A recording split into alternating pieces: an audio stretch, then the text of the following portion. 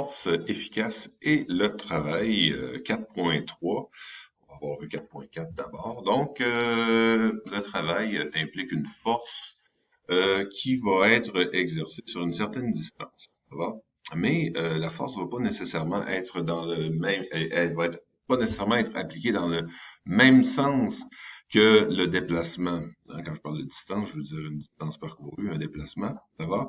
Donc, par exemple, ici, on va exercer une force sur une corde pour tirer un traîneau avec un certain angle θ par rapport à la chaussée. Donc, voici notre corde ici. Donc, évidemment, la force exercée est le long de la corde, mais ce qu'on voit, hein, c'est que la force n'est pas dans le même sens que le déplacement du traîneau. Ça va? Donc, ce qu'on va devoir faire dans ce temps-là, c'est décomposer la force. Décomposer la force à l'aide de la trigonométrie. Donc, on a vu la trigonométrie, on a vu c'était quoi rapidement, on a fait des exercices là-dessus, n'est-ce pas? Quand on décompose une force en ses composantes, qu'est-ce qu'on obtient? On obtient deux cathètes. Donc, on voit ici notre triangle rectangle. Donc, la trigonométrie, hein, ça se fait avec des triangles rectangles, là, du moins ce qu'on a vu jusqu'à présent.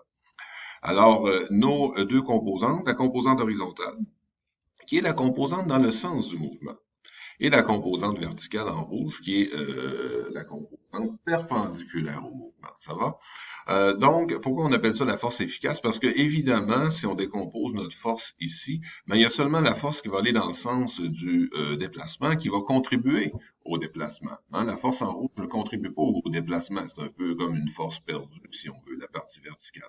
Ça va? Bon, alors notre triangle rectangle obtenu avec ses composantes verticales et horizontales là, donc en rouge et en bleu, on parle des cathètes, ça va? La composante verticale, comme je disais tantôt, n'est pas vraiment utile pour le travail demandé. Hein. Le travail demandé, c'est de déplacer le traîneau. C'est ça le but de l'exercice, c'est le but de la force qui est appliquée ici. Ça va? Il y a seulement la composante horizontale qui va être utile dans cette situation-là. Et c'est pour ça qu'on va l'appeler la force efficace. Ça va?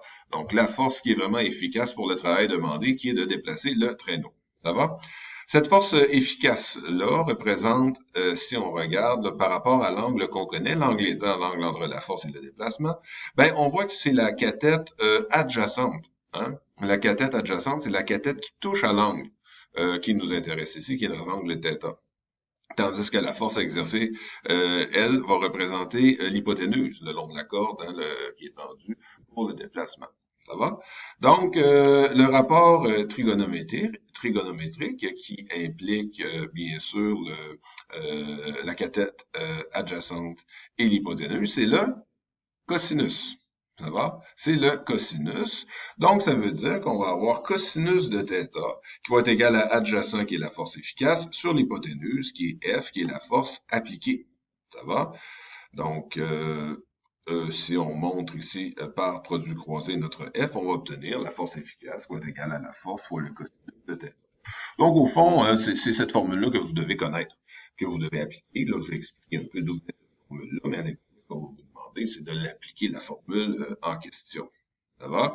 Dans un exemple comme celui-ci, donc vous allez voir que finalement, c'est des calculs qui sont très simples. Donc, on tire un chariot avec une force de 25 newtons orientée à 45 degrés par rapport à l'horizontale. Donc, l'horizontale étant vers où le déplacement, vers où on a notre déplacement. Quelle est la force efficace exercée sur le chariot? Donc, voyez-vous, c'est le même exemple que tout à l'heure. Je décompose. La force efficace, c'est la cathète qui est dans le sens du déplacement. Hein. On applique la formule, on remplace par les valeurs, donc la force appliquée 25 newtons, cos de 45 degrés, on pitonne ça sur la calculatrice et on obtient 17,7 newtons. Ça va pas besoin, là, des fois, vous allez avoir beaucoup de chiffres après la virgule, là, pas besoin d'en mettre 50, là. Un chiffre après la virgule, amplement. Bon, là, on a parlé de force, hein, voyez-vous, on parle de force efficace. Là, maintenant, on va parler du travail.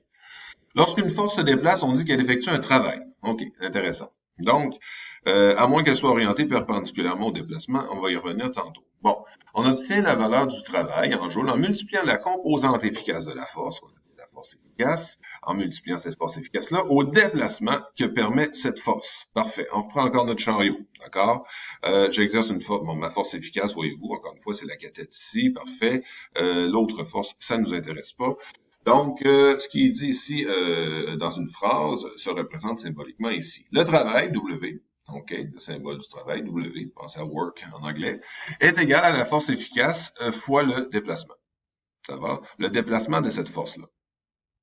La force efficace, on a vu hein, que c'était égal à F cos θ. Hein, force efficace F cos θ fois delta X, ça va. Et si on veut que ça fasse beau, on va mettre notre cos θ à la fin. Donc, on a ici notre formule hein, du travail qui est égale à F delta X cos θ. C'est une nouvelle formule que vous devez appliquer, dans laquelle le travail représente les joules, ça va, la force appliquée en newton. Et le déplacement en mètres. C'est important que notre déplacement soit en mètres. Θ, c'est l'angle entre le sens de la force appliquée et le déplacement. Donc, un exemple très simple, on tire un chariot avec une force de 25 newtons orienté à 45 degrés par rapport à l'horizontale sur une distance de 5 mètres. Quel est le travail effectué? Formule. Vous connaissez cette formule-là. Remplace la force 25 newtons, le déplacement 5 mètres, cos de 45 degrés. On obtient notre réponse 88 joules. Odile marche pendant 500 mètres avec un poids de 100 newtons sur le dos. Quel travail effectue-t-elle? Hein? Donc, on aurait tendance à dire, OK, 100 fois 500 fois cos de... Et là, il faut réfléchir. La réponse, c'est 0 joule. Pourquoi 0 joule? Ben, parce que la force est exercée vers le haut, tandis que le déplacement est exercé horizontalement. Donc, l'angle entre une force dirigée vers le haut et un déplacement horizontal, c'est 90 degrés. Or, cos de 90 degrés, ben, ça fait 0. Ça va? Donc, à force peut-être, hein, mais sa force n'est pas efficace puisqu'elle est exercée perpendiculairement au déplacement. Éric pousse sur le mur de l'école avec une force de 100 newtons pendant 10 minutes. Quel travail effectue-t-il? Encore une fois, 0 joule. Parce que si vous regardez la formule, hein, il est bien beau forcer comme un fou pendant 10 minutes ou une demi-heure ou 3 heures s'il veut. Le déplacement reste nul, reste nul parce que le mur ne bouge pas.